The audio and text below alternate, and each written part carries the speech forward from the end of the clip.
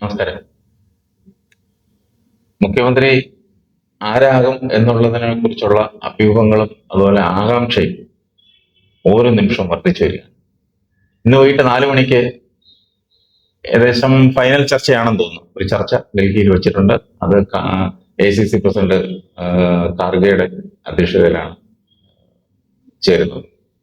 പ്രധാനപ്പെട്ട നേതാക്കന്മാരെല്ലാം ഡൽഹിയിൽ ഇന്നലത്തോടെ എത്തിക്കഴിഞ്ഞു. ഈ ചർച്ചകൾ തുടങ്ങി അവസാന ഘട്ടം എത്തുമ്പോഴേക്കും മിക്കവാറും രാഹുൽ ഗാന്ധി അതിൽ പങ്കുചേരും എന്നാണ് വിശ്വസിക്കുന്നത്. ആദ്യം രാഹുൽ ഗാന്ധി കാണത്തില്ലെന്നാണ് നമ്മുടെ എല്ലാം വിചാരം. കാരണം അങ്ങനെയാണ് വന്ന വാർത്തകൾ. പക്ഷെ ഈ ചർച്ചകൾ അവസാന ചർച്ചയായിരിക്കുമോ, എന്തായിരിക്കും അടുത്ത നടപടി എന്നതിനെ കുറിച്ച് വല്ല അഭിപ്രായമുണ്ടോ? ഇപ്പോ കേട്ടിടത്തോളം ഇത് അവസാന ചർച്ചയായിരിക്കുമെന്ന് പറയാൻ പറ്റത്തില്ല. പക്ഷേ ചിലപ്പോൾ ഈ ചർച്ച കൊണ്ട് ഒരു പരിഹാരം ഉണ്ടാവുമെന്ന് കരുതുന്നു. പരിഹാരമാണോ അതോ പരിഹരിക്കാൻ വേണ്ടിയുള്ള അന്തിമ തീരുമാനത്തിലേക്ക് ഹൈക്കമാൻഡ് പോവുകയാണോ എന്ന് പറയാൻ പറ്റത്തില്ല. പക്ഷെ ഇപ്പോഴും അവിടെ ഒരു അഭിപ്രായ രൂപീകരണമോ അല്ലെങ്കിൽ ഒരു തീരുമാനം ഉണ്ടായിട്ടില്ല എന്നുള്ളതാണ് സത്യം. കാരണം ഇവിടെ പ്രശ്നം എന്താണ്? നമ്മൾ ആദ്യം ഒരിക്കൽ കൂടി ഒന്ന് പ്രശ്നത്തിലേക്ക് ഒന്ന് കിടക്കാം. ഇതിനകത്ത് ഇപ്പം ഗുരുതരമായ പ്രശ്നം വന്നത് ഇപ്പൊ രമേശ് ചെന്നിത്തല അല്ല ഇപ്പോഴത്തെ പ്രശ്നം. രമേശ് ചെന്നിത്തലയും വി ഡി സതീശനും തമ്മിലുള്ളതല്ല. ഇപ്പോഴത്തെ പ്രശ്നം എന്ന് പറയുന്നത് ഈ വേണുഗോപാലിന്റെ വിഷയമാണ്. വേണുഗോപാല് നേരത്തെ ഞാൻ ഈ മത്സരരംഗത്തേക്ക് ഇല്ല, മുഖ്യമന്ത്രി സ്ഥാനത്തേക്ക് ഇല്ല എന്ന് പരസ്യമായി പറഞ്ഞിട്ടുണ്ട്. അത് ഇന്റർവ്യൂകൾ പലതും നടന്നതിന്റെ ക്ലിപ്പിംഗ്സ് ഇപ്പോൾ വന്നുകൊണ്ടിരിക്കുകയാണ്. അപ്പൊ അങ്ങനെ പറഞ്ഞ ഒരാള് വീണ്ടും ഇങ്ങോട്ട് വരാനുള്ള സാഹചര്യം ഞാൻ മനസ്സിലാക്കിയെടുത്തതിനുള്ള പ്രധാന കാരണം വേണുഗോപാൽ ഇപ്പോൾ 9 വർഷമായി അവിടെ ACC ജനറൽ സെക്രട്ടറി സംഘടനാ ചുമതലയിൽ വന്നിട്ട് അവിടെ ഇരിക്കുന്ന പലർക്കും വേണുഗോപാലിനെ ഇനിയും അവിടെ നിന്നും മാറ്റണം. പക്ഷെ എങ്ങോട്ട് മാറ്റും? വേറൊരു പദവിയില്ല. പിന്നെയുള്ള പദവി പ്രസിഡന്റിന്റെ പദവിയാണ്. അല്ലെങ്കിൽ ഇപ്പൊ പോകാൻ പറ്റില്ല. അപ്പം വേണുഗോപാലിനെ അവിടുന്ന് കിക്ക് ടു ദ അഫ്യേഴ്സ് എന്ന് പറയല്ലേ, എന്ന് പറഞ്ഞാൽ സേഫായിട്ട് മാറ്റാനുള്ള ബുദ്ധി അവർ കണ്ടുപിടിച്ചതാണ് കേരളത്തിലേക്ക് മുഖ്യമന്ത്രിയായിട്ട് അയക്കുക എന്നുള്ളത്. പക്ഷെ കേരളം സ്വീകരിക്കാൻ തയ്യാറല്ല എന്നുള്ളതാണ് ഗതികേട്. അവിടെ അവർ ഹാപ്പിയാ. അവർ പറഞ്ഞല്ലോ, ഇപ്പൊ ഇവിടെ ഇങ്ങോട്ട് വന്ന അജയ് മാക്കിനും ഒക്കെ വളരെ ആഗ്രഹത്തിലിരിക്കുകയാണ്. കാരണം അജയ് മാക്കിനൊക്കെ ആ സ്ഥാനം മോഹിക്കുന്ന കൂട്ടത്തിലാണ്. അവരൊക്കെ ആഗ്രഹിക്കുന്നത് എങ്ങനെയെങ്കിലും വേണു അവിടെ നിന്ന് ഒഴിഞ്ഞു തരണം എന്നുള്ളതാണ്. അതുകൊണ്ടാണ് അവർ ഇത്ര ആവേശപൂർവ്വം വന്നതും. അവരുടെ ആവശ്യമാണ് ശരിക്ക് വേണുവിനെ കേരളത്തിലേക്ക് മുഖ്യമന്ത്രിയാക്കാന്നുള്ളത്. പക്ഷെ എന്തുകൊണ്ട് കഴിഞ്ഞ കുറെ ദിവസങ്ങളായിട്ട് നമ്മൾ അറിയുന്നതിനപ്പുറത്തേക്ക് കേരളത്തിലെ ജനങ്ങൾ വേണു ഇങ്ങോട്ട് വരണ്ട എന്ന് വിധിച്ചു കഴിഞ്ഞു. ഈ ഒരു ബോധ്യം കേരളത്തിലെ ജനങ്ങൾക്ക് നേരത്തെ ഇല്ലായിരുന്നു. ഇത് സത്യം പറഞ്ഞു കഴിഞ്ഞാൽ ഇതിനകത്ത് വേണുവിനെ ആദ്യമേ തന്നെ മുഖ്യമന്ത്രി സ്ഥാനാർത്ഥിയായിട്ട് പ്രൊജക്ട് ചെയ്യുകയും വേണു ഇവിടെ ആലപ്പുഴയിലെ അല്ലെ എവിടെയെങ്കിലും MP സ്ഥാനം രാജിവെക്കണമെന്നില്ല, അല്ലാതെ തന്നെ ഇവിടെ അസംബ്ലിയിലേക്ക് മത്സരിക്കുമെന്ന് പ്രഖ്യാപിച്ചുകൊണ്ട് രംഗത്ത് വന്നിരുന്നെങ്കിൽ, അല്ല ഇവിടെ ഏതെങ്കിലും അസംബ്ലിയിലേക്ക് മത്സരിച്ചിരുന്നെങ്കിൽ എങ്ങനെയായിരുന്നെങ്കിൽ പ്രശ്നങ്ങളൊന്നും വരില്ലായിരുന്നു. അപ്പൊ ഇത് ഹൈക്കമാൻഡിന്റെ അക്കാര്യത്തിലുള്ള കാഴ്ചപ്പാട്, അല്ലെങ്കിൽ ഇവർ തമ്മിലൊരു ധാരണ ഉണ്ടാക്കണം. നേരത്തെ തന്നെ ഇവർ ഒരാളായിരിക്കും മുഖ്യമന്ത്രി, മറ്റേ ആൾ ഇതിന്റെ പദവികൾ ഏറ്റെടുക്കണമെന്ന്. അതും ഉണ്ടാക്കിയില്ല. അപ്പൊ എന്നിട്ട് സാധാരണ ജനങ്ങളെ വിഡ്ഢികളാക്കുകയാണ് ചെയ്തത്. അപ്പൊ അതുകൊണ്ടാണ് ഈ ബുദ്ധിമുട്ട് വരുന്നത്. ഇപ്പോഴ് വി ഡി സതീശന്റെ നിലപാട് എന്താണ്? വി ഡി സതീശന്റെ നിലപാട് വളരെ ക്ലിയർ ആണ്. ഞാൻ ഇത്രയൊക്കെ പണിയെടുത്തു, ഞാൻ പറഞ്ഞു ഒന്നും തെറ്റിച്ചിട്ടില്ല.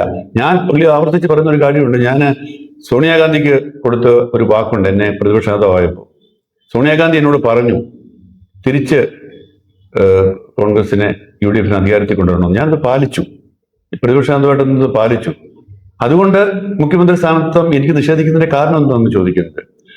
അപ്പൊ അങ്ങനെ ഒരു സാഹചര്യത്തില് ഇനിയിപ്പം അടുത്ത ഒരു എന്ന് പറഞ്ഞാൽ വി ഡി സതീശന്റെ മുഖ്യമന്ത്രി സ്ഥാനം തടയാൻ ഒരു വഴി കാണുന്നില്ല. താങ്കൾക്ക് തോന്നുന്നു? ഇതിനകത്തിപ്പം വി ഡി സതീശന് അനുകൂലമായിട്ടാണ് ജനവികാരം മുഴുവൻ കഴിഞ്ഞ പല ദിവസങ്ങളിലായിട്ട്. ഇന്നും പത്തനംതിട്ടയിൽ ഇന്നിപ്പം അവിടെ പ്രകടനം നടക്കും. വി ഡി സതീശന് അനുകൂലമായി കേരളത്തിലെ മുഴുവൻ മണ്ഡലങ്ങളിലും, ഏകദേശം മിക്ക മണ്ഡലങ്ങളിലും വി ഡി സതീശന് അനുകൂലമായ ഒരു പ്രകടനം വരെ സാധാരണക്കാർ, പാർട്ടിക്കാരല്ല, കോൺഗ്രസ്സുകാരോ അല്ലെങ്കിൽ പാർട്ടിക്കാരോ അല്ല, സാധാരണ യുവാക്കള് ഇറങ്ങി പ്രകടനം നടത്തുന്ന ഒരു രീതിയിലേക്ക് എത്തി. ഇനി അതെല്ലാം പോട്ടെ, ഒരുപക്ഷെ KC വേണുഗോപാൽ കേരളത്തിലേക്ക് വന്നാൽ 2 തെരഞ്ഞെടുപ്പുകളെ അഭിമുഖീകരിക്കണം. ഈ രണ്ടും തോറ്റുപോയാൽ എന്തായിരിക്കും സ്ഥിതി? ഇല്ല, അതൊരു ഗൗരവമുള്ള കാര്യമാണ്. അതൊരു വിഷയം. ഈ തീരെ നിവൃത്തിയില്ലെങ്കിൽ അതുണ്ടാവും. ജനങ്ങൾ ഇവിടുത്തെ മുഴുവൻ പല മണ്ഡലങ്ങളിലെയും ആളുകളെ, ചെറുപ്പക്കാർ, യുവാക്കൾ പറഞ്ഞിരിക്കുകയാണ്, വി ഡി സതീശനല്ല KC വേണുഗോപാൽ മുഖ്യമന്ത്രിയായി വന്നതിന് ശേഷം ഏതെങ്കിലും മണ്ഡലത്തിൽ രാജിവെച്ച് മത്സരിക്കാൻ പോവാണെങ്കിൽ ഈ മുഴുവൻ ആളുകളും അവിടെ ചെന്ന് ആ മണ്ഡലത്തിൽ ചെന്ന് പ്രവർത്തിക്കും. അവിടെ ഒരു കാരണവശാലും KC വേണുഗോപാൽ ജയിക്കാൻ സാധിക്കത്തില്ല.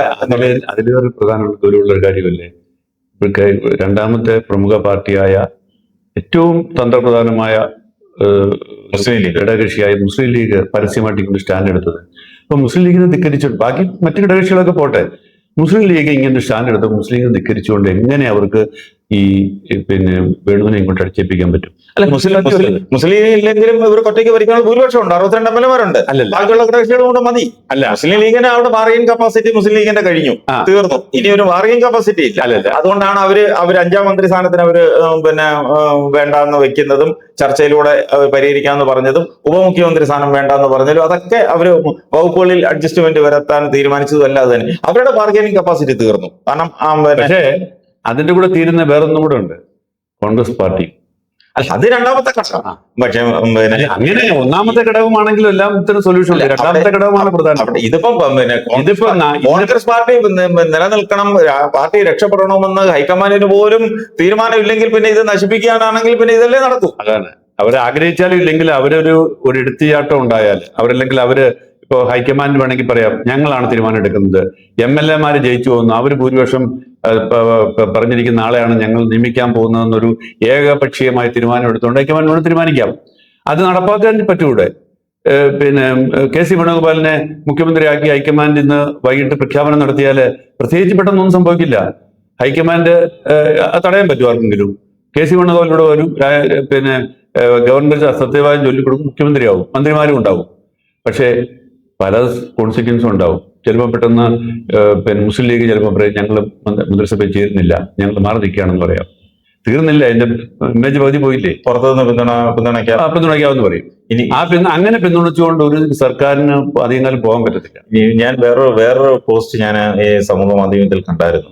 ഈ കുഴൽനാടൻ ലീഗിനെതിരെ താങ്ങിയപ്പോൾ അതിനെതിരെ അത് കേട്ടത്, ലീഗ് ജോസഫൊന്നും ഇടതുപക്ഷത്ത് നിന്ന് മാറി നിന്നിട്ടുള്ള ഒരാളല്ല. ഇടതുപക്ഷ മുന്നണിയിൽ കാലങ്ങളായി നിന്ന ആളാണ്.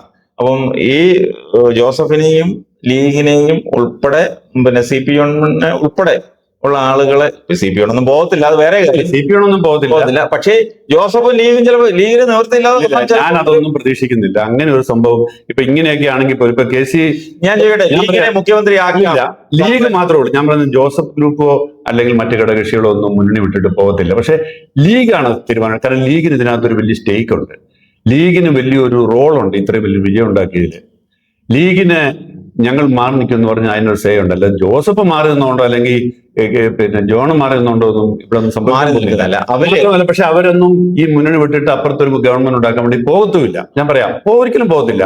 കാരണം അവർ അത്രമാത്രം അനുഭവിച്ചാണ് ഇവിടെ നിന്നുകൊണ്ട്. അത്രമാത്രം എത്ര കാലമായിട്ട് അവർ 10 വർഷം മാറി നിന്നിട്ടാണ് അവർ ഭരണം കിട്ടിയത്. നാളെ ഇനിയിപ്പോ ഈ തകർന്ന തരിപ്പണമായി കിടക്കുന്ന CPM-ന്റെ കുറെ പേരെ കൂട്ടിക്കൊണ്ട് ഞങ്ങൾ സർക്കാർ ഉണ്ടാക്കാനെന്ന് പറഞ്ഞ് ഒരിക്കലും പോകത്തില്ല. അതാണ് ഒരു ധൈര്യം. ഇതൊക്കെ നടപ്പാക്കിയാലും സർക്കാർ മുന്നോട്ട് പോകുന്നു. പക്ഷെ അതല്ല, ലോങ് ടൈമിലേക്ക് ഇവിടെ മുഖ്യമന്ത്രി ഉണ്ടായാൽ മാത്രം പോരാ, മന്ത്രിസഭ ഉണ്ടായാൽ മാത്രം പോരാ, ഭരണം കിട്ടിയാൽ മാത്രം പോരാ. ഇവിടെ കുറെ വാഗ്ദാനങ്ങൾ പറഞ്ഞിട്ടുണ്ട്, അത് നടപ്പാക്കണം. ഇവിടുത്തെ സാമ്പത്തിക സ്ഥിതി ആകെ തകർന്നു കിടക്കുകയാണ്, ഖജനാവിൽ പണമില്ല. ഇതൊക്കെ ഇംപ്ലിമെന്റ് ചെയ്യാൻ നടപ്പാക്കാനായിട്ട് ഒന്നിച്ചു എന്നുള്ളൊരു ഇംപ്ലിമെന്റേഷൻ നടപ്പാക്കിയില്ലെങ്കിൽ ഒരിക്കലും നടക്കത്തില്ല. Implementation of the planning is most important year. അപ്പൊ അതിന് ഈ പറയുന്ന പോലെ അത്ര ഈസി അല്ല കാര്യങ്ങൾ.